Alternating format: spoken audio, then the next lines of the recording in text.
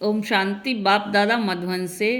मीठे बच्चे, श्रीमत पर चलो तो तुम्हारे सब भंडारे भरपूर हो जाएंगे, तुम्हारी तकदीर ऊंची बन जाएगी। प्रश्न है, इस कलयुग में किस चीज़ का दिवाला निकल चुका है? दिवाला निकलने से इसकी गति क्या हुई है? उत्तर, कलयुग में पवित्रता, सुख और शांति का दिवाला निकल चुका है। इसलिए भारत सुखधाम से दुखधाम, हीरे से कौड़ी जैसा बन गया है। यह खेल सारा भारत पर है। खेल के आदि मध्यांत का ज्ञान अभी बाप तुम्हें सुना रहे हैं। तकदीरवान सौभाग्यशाली बच्चे ही इस ज्ञान को अच्छी रीति समझ सकते हैं। और गीत है, भोलेनाथ से निराला कोई और नहीं है। आज बाबा ने वरदान दिया है, सेवा में सदा सहयोगी बन, सहज योग का वरदान प्राप्त करने वाले विशेषता संपन्न भव। विशेषता संपन्न भव। सेवाओं में सदा सहयोगी बन, सहज योग का वरदान प्राप्त करने वाले विशेषता संपन्न भव। ब्राह्मण जीवन विशेषता संपन्न जीवन है। ब्राह्मण बनना अर्थात सहज योगी भव का वरदान प्राप्त करना, यही सबसे पहला जन्म का वरदान है। इस वरदान को बुद्धि में सदा याद रखना है। वरदान को जीवन में लाना वरदान को कायम रखने की सहज विधि है। सर्वात्माओं के प्रति वरदान को सेवा में लगाना, सेवा में सहयोगी बनना ही सहयोगी बनना है। तो वरदान को स्मृति में रख विशेषता संपन्न बनो। आज बाबा ने स्लोगन दिया है। इसका स्लोगन है, अपने मस्तक की मणि द्वारा स्वयं का स्वरूप और श्रेष्ठ मंजिल का साक्षात्कार कराना ही लाइट हाउस बनना है। अपने मस्तक की मणि द्वारा स्वयं का स्वरूप और श्रेष्ठ मंजिल का साक्षात्कार कराना ही लाइट हाउस बनना है। और मुरली के कुछ पॉइंट हैं। अविनाशी ज्ञान रत्नों का दान कर जगदम्बा समान सर्व की मनोकामनाएं पूर्ण करने वाला बनना है।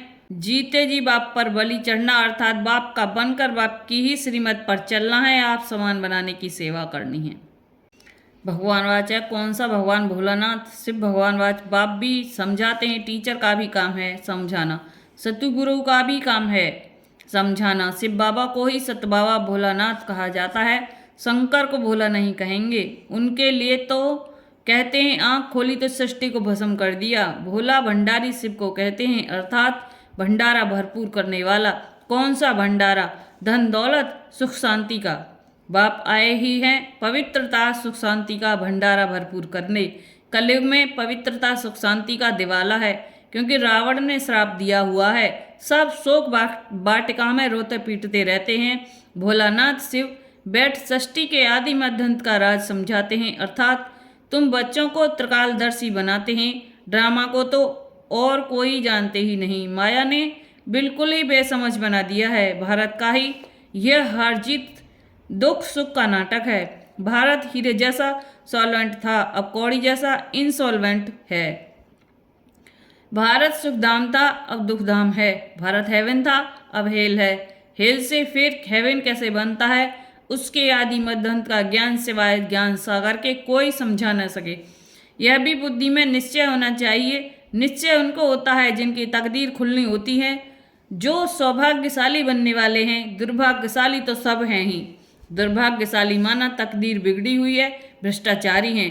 बाप आकर शिष्टाचारी बनाते हैं, परंतु उस बाप को भी कोई मुश्किल समझ सकते हैं। उस भगवान बाप को तो कोई मुश्किल से ही समझ पाते हैं, क्योंकि उनको देह नहीं है। सुप्रीम आत्मा बात करती है। पावन आत्माएं होती ही हैं सतयुग में। कलयुग में सब पतित हैं। अनेक मनोकामनाएं लेकर जगदम्बा के पास जाते हैं। जानते कुछ भी नहीं, फिर भी बाप कहते हैं, जो जो जिस भावना से पूजा करते हैं तो मैं उनको अल्पकाल क्षणभंगुर के लिए फल दे देता हूँ। उनको थोड़े समय के लिए फल दे देता हूँ। जड़ मूर्ति कभी उसका फल नहीं दे सकती। फल देने वाला अल्पकाल सुख, थोड़े समय के लिए सुख देने वाला मैं ही हूँ, और बेहद के सुख का दाता भी मैं ही हूँ। मैं दुखदाता नहीं, मैं तो दुख हरता सुख करता हूँ। तुम आए हो सुखधाम में स्वर्ग का वर्षा पाने। इसमें परहेज कुछ बहुत है। बाप समझाते हैं, आदि में है सुख, फिर मध्य में है भक्ति मार्ग शुरू होता है तो सुख पूरा हो दुख शुरू हो जाता है। फिर देवी देवता वाम मार्ग में विकारी मार्ग में गिर पड़ते हैं, जहाँ से ही फिर भक्ति शुरू होती है। तो आदि में सुख, मध्य में दुख शुरू होता है, अंत में तो महान दुख है, बड़ा दुख। बाप कहते हैं अब सबका शांति सुखदाता मैं हूँ, तुमको सुखधाम में चलने के लिए तैयार कर रहा हूँ। बाकी तो सब हिसाब किताब चुकतू कर शांति धाम में चले जाएंगे। सजाएं तो बहुत खाएंगे, ट्रिब्यूनल बैठती है, बाबा ने समझा है। काशी में भी बलि चढ़ते थे, काशी कलवट कहते थे ना। अब काशी में है शिव का मंदिर, वहाँ तो भक्ति मार्ग में शिव बाबा की याद में रहते हैं। कहते हैं बस अब तो आपके पास आऊँ। बहुत रो रो कर शिव पर बलि चढ़ते हैं तो अल्पकाल क्षणभंगुर थोड़ा फल मिल जाता है। यहाँ तो तुम बलि चढ़ते हो अर्थात जीते जी शिव बाबा का बनते हो। 21 जन्म का वर्षा पाने के लिए जीवघात की बात ही नहीं, जीते जी बाबा मैं आपका हूँ।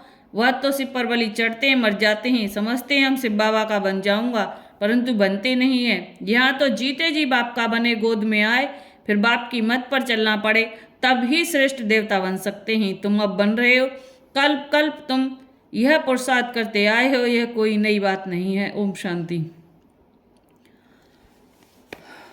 बाबा ने बताया कि कोई भी आत्मा अपना हिसाब किताब चुकतू करे बिना जा ही नहीं सकती है यहाँ से। उस सब का अपना हिसाब किताब चुकतू हो रहा है, उसी का समय चल रहा है। आपका पिछले जन्म का भी हो सकता है, इसका भी हो सकता है, और भी जो जन्म लिए हैं उन सबका हिसाब किताब चुकतू अभी हो रहा है, सबका होना ही है। और बिना हिसाब किताब चुकतू करे बिना तो कोई जा ही नहीं सकता है, कोई रह ही नहीं सकता, कोई आत्मा नहीं छूटेगी इन सब चीज़ों से।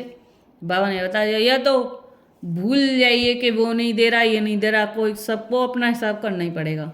ये सब गलत फहमी है लोगों की, गलत फहमियाँ में अब सोचते रहते हैं, उल्टा सीधा बोलते रहते हैं एक दूसरे को। और अब हमारे लिए, अभी बाबा के बच्चों के लिए, अब हमारे लिए कोई गड्ढा खोद रहा है तो वो खुद ही उसी में गिर पड़ोगे, तुम ही गिरोगे उसमें। जब हमारे लिए गलत सोचो, गड्ढे खोदोगे तो तुम उसमें गिरोगे। ओम शांति।